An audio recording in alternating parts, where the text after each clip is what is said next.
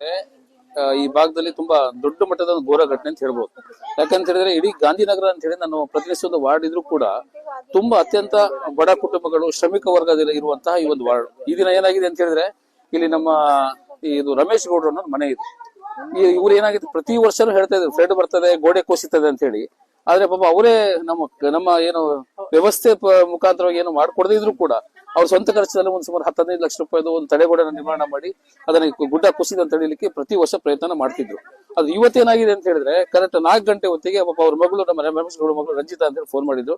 ಏನಂತ ಕೇಳಿದಾಗ ಏನಣ್ಣ ಅದು ಕಂಪ್ಲೀಟ್ ಆಗಿ ತಡೆಗೋಡೆ ಕುಸ್ತು ತುಂಬಾ ಜನ ಸಾವು ನೋವಾಗಿದೆ ಗಮನಕ್ಕೆ ಬಂತು. ಸುಮಾರು 4 ಗಂಟೆಗೆ ನಾವು ಬಂದಿದ್ವಿ.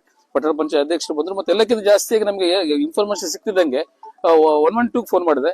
ಅದಾದ್ಮೇಲೆ ಫೈರ್ ಬ್ರಿಗೇಡ್ಗೆ ಫೋನ್ ಮಾಡಿದೆ. ತಕ್ಷಣದಲ್ಲಿ ಅವರು ಒಂದು 10 ನಿಮಿಷ ಲೇಟ್ ಮಾಡ್ಲಿ, ತಕ್ಷಣ ಬಂದಿದ್ದಾರೆ. ವಿಶೇಷವಾಗಿ ಬೆಳಗಿನ ಕಾರ್ಯಾಚರಣೆ ನಡೀತಾ ಇದೆ. ಒಬ್ಬ ಅದರಲ್ಲಿ ಹನುಮಂತ ಸಿಕ್ಕು ಬಂದಿದ್ದ, ಅವ್ನ ಕಾಲಿಗೆ ಇಂಜೂರಿ ಆಗಿತ್ತು. ಅವನಿಗೆ ತಗೊಂಡು ಈಗ ಹಾಸ್ಪಿಟಲ್ಗೆ ಸೇರಿಸಿ ಅಲ್ಲಿಂದ ಹೆಚ್ಚಿನ ಚಿಕಿತ್ಸೆಗಾಗಿ ಮೇಘನಿಗೆ ನಾವು ರೆಫರ್ ಮಾಡಿರುವಂತದ್ದು. ಅದಾದ್ಮೇಲೆ ಈಗ ಪ್ರೆಸೆಂಟ್ ಏನಂತ ಹೇಳಿದ್ರೆ ಪೊಲೀಸ್ ಇಲಾಖೆ ಮತ್ತೆ ನಾನು ನೆನೆಸ್ಬೇಕಾಗ್ತದೆ. ಯಾಕಂದ್ರೆ ಪೊಲೀಸ್ ಇಲಾಖೆ ಮತ್ತೆ ನಮ್ಮ ಅಗ್ನಿಶಾಮಕ ದಳ ತುಂಬಾ ತ್ವರಿತಗತಿಯಲ್ಲಿ ಕಾರ್ಯಾಚರಣೆ ಮಾಡ್ತಾ ಇದ್ದಾರೆ. ಈಗ 3 ಬಾಡಿಗಳಿದಾವೆ. ಸುಮಾರು ಒಂದು 3 ವರ್ಷದ ಮಗು ಕೂಡ ಅಂತ ಹೇಳ್ತದೆ. ಒಂದು 3 ವರ್ಷದ ಮಗು ಇದೆ. ಅದ್ರ ಜೊತೆಯಲ್ಲಿ ಒಂದು 30 ವರ್ಷದ ಒಬ್ಬ ಗಣಸಿದೆ. ಅದ್ರ ಜೊತೆ 25 ವರ್ಷದ ಹೆಂಗಸು ಕೂಡ ಈಗ ಮಣ್ಣಲ್ಲಿ ಹೂತಾಕಿರುವಂತದ್ದು. ಅದನ್ನ ಬಾಡಿ ತೆಗೆಯುವಂತ ಕಾರ್ಯಾಚರಣೆ ನಡೀತಾ ಇದೆ. ಮತ್ತೆ ಈಗಾಗಲೇ ನಾವು ನೋಡಿದ್ವಿ 112 ಇಂದ ನಮ್ಮ ಲೋಕೇಶ್ ಯಾದಿಯಾಗಿ ಇಡೀ ನಮ್ಮ ಡಿವೈಎಸ್ಪಿ ಕೂಡ ಈಗ ಸ್ಥಳಕ್ಕೆ ಭೇಟಿ ಬೆಳಗ್ಗೆ 6 ಗಂಟೆಗೆ ಬಂದ್ಬಿಟ್ಟಾರು. ಈಗ ನಾವು 4 ಗಂಟೆಯಿಂದ ನಾವು ಇಲ್ಲೇ ಇದೀವಿ. ಅದ್ರ ಜೊತೆ ಮತ್ತೆ ಅಗ್ನಿಶಾಮಕ ದಳವೂ ಅಷ್ಟೇ, ನಮ್ಮ ಅದ್ರಲ್ಲಿ ಶಿವಪ್ರಕಾಶ್ ಇರ್ಬೋದು, ಬೇರೆ ಎಲ್ಲರೂ ಕೂಡ ಸಹಕಾರ ಕೊಡ್ತಾ ಇದ್ದಾರೆ. ಒಂದಿನ ಅಂತ ಹೇಳಿ ನಾನು ಸರ್ಕಾರಕ್ಕೆ ಇದು ಮುಖಾಂತರ ರಿಕ್ವೆಸ್ಟ್ ಮಾಡ್ತಾ ಇದ್ದೇನೆ.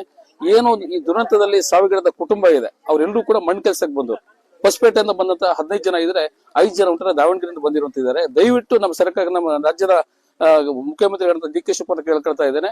ಅವ್ರಿಗೆ ತಕ್ಷಣದಲ್ಲಿ ಅವ್ರಿಗೆ ಪರಿಹಾರ ಕೊಡುವಂತದ್ದು ಏನು ವ್ಯವಸ್ಥೆ ಮಾಡಬೇಕಾಗ್ತದೆ. ಯಾಕಂದ್ರೆ ಮತ್ತೆ ರಮೇಶ್ ಗೌಡ್ರು ಅಷ್ಟೇ, ಅವ್ರು ಇದ್ದಿದ್ದು ಅವ್ರ ಬಂಡೆಯಲ್ಲಿ ಏನು ಬಂಡೆ ಕೆಲಸ ಮಾಡ್ತಾರೆ. ಅವ್ರ ಹೆಂಡತಿ ಚೈತ್ರ ಅಂತ ಹೇಳಿ ಹೋಟ್ಲಿಗೆ ಕೆಲ್ಸಕ್ಕೆ ಹೋಗೋರು. ಸಂಪೂರ್ಣವಾಗಿ ಏನಾಗಿದೆ ಅಂತ ಹೇಳಿ ಇಡೀ ಮನೆನೇ ಹೋಗ್ಬಿಟ್ಟಿದೆ. ದಿನನಿತ್ಯ ಜೀವನ ಸಾಗಿಸೋದೇ ಕಷ್ಟ ಇತ್ತು. ಕೂಲಿನಲ್ಲಿ ಮಾಡಿ ಜೀವನ ಮಾಡ್ತಾ ಇದ್ರು. ಅವ್ರು ಇಡೀ ಬದುಕನ್ನ ಸಂಪೂರ್ಣವಾಗಿ ನಾಶ ಆಗಿದೆ ಈ ಘಟನೆಯಿಂದ ಅಂತ ಹೇಳಿ ಬಯಸ್ತೇನೆ. ಹಾಗೆ ಮೇಲೆ ಇರುವಂತ ನಮ್ಮ ಜಫುಲ್ ಅವರು ಅಷ್ಟೇ, ಪಾಪ ಅವರು ಕಾರ್ಪೆಂಟಿಂಗ್ ಕೆಲಸ ಮಾಡ್ತಾರೆ. ಅವ್ರು ಇಡೀ ಕಾಂಪೌಂಡ್ ಕುಸಿದು ಬಿದ್ದಿದೆ.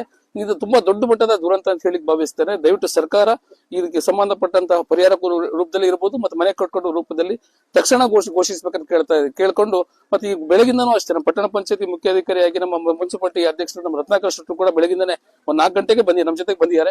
ಹಾಗೆ ಈ ಭಾಗದ ಸದಸ್ಯರಾದ ನಮ್ಮ ಕೌನ್ಸಿಲರ್ ಅಂತ ಶಬ್ನಮೂರು ಅಷ್ಟೇ. ಮತ್ತೆ ವಿಶೇಷ ಸ್ಥಳೀಯವಾಗಿ ಈ ಭಾಗದಂತ ಎಲ್ಲ ಜನ ಈ ಭಾಗದ ನಾಗರಿಕರು ಕೂಡ ಇಲ್ಲಿ ಭಾಗವಹಿಸಿ ತುಂಬಾ ಸಹಕಾರ ಕೊಟ್ಟಿರುವಂತ ನೆನಪಿಸ್ಕೊಳ್ತಾ ಒಂದೇನಂದ್ರೆ ಸರ್ಕಾರಕ್ಕೆ ಮತ್ತೊಮ್ಮೆ ರಿಕ್ವೆಸ್ಟ್, ಈ ಏನು ಕುಟುಂಬಕ್ಕೆ ಅನ್ಯಾಯ ಆಗಿದೆ, ಯಾಕಂದ್ರೆ ಈ ಘಟನೆಯಿಂದ ಅವರಿಗೆ ಏನು ಸಾವು ನೋವುಗಳಾಗಿದೆ, ಆ ಕುಟುಂಬ ಎಲ್ಲ ಕೂಡ ಮಣ್ಣು ಕೆಲಸ ಮಾಡೋರು, ಅವರಿಗೆ ಸರ್ಕಾರ ತಕ್ಷಣದಲ್ಲೇ ಪರಿಹಾರ ಘೋಷಿಸುವ ಕೆಲಸ ಮಾಡ್ಬೇಕಂತ ಹೇಳಿ ಈ ವಾರ್ಡ್ ಸದಸ್ಯನಾಗಿ ನಾನು ಕೇಳ್ಕೊಳ್ತಾ ಇದ್ದೇನೆ.